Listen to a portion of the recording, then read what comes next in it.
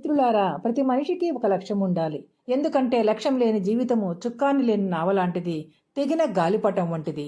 కాలంతో కలిసి మనం ప్రయాణం చేస్తున్నప్పుడు ఎక్కడికెళ్లాలో, ఏ గమ్యం చేరాలో నిర్ణయించుకోకపోతే ఎలా?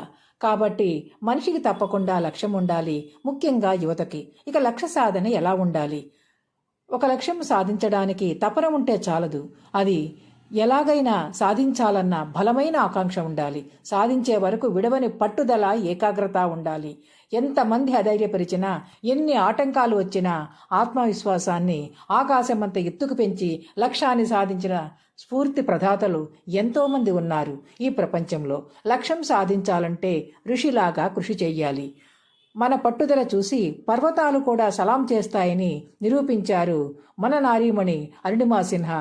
రైలు ప్రమాదంలో కాలు పోగొట్టుకుని ఇంకా అనేక గాయాలతో బాధపడుతూ హాస్పిటల్ బెడ్ మీద ఉన్నప్పుడే నిర్ణయించుకుంది ఆమెలా, నేను బ్రతికాను అంటే నా జీవితానికి తప్పకుండా ఒక గొప్ప లక్ష్యం ఉండాలి.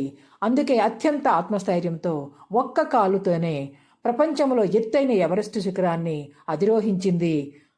ప్రపంచంలో ఎవరెస్టు శిఖరాన్ని ఎక్కిన మొట్టమొదటి కృత్రిమ కాలు ఉన్న మహిళగా చరిత్ర సృష్టించింది.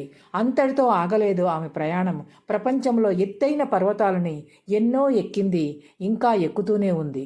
అందుకే ఎలా పుట్టాం, ఎన్ని ఎదురు దెబ్బలు తగిలాయి అన్నది ముఖ్యం కాదు, మనం ఏమి సాధించామో అన్నది ముఖ్యము. ఆ సాధన ఒక చరిత్రను సృష్టిస్తే అది నిజంగా ఒక అద్భుతం.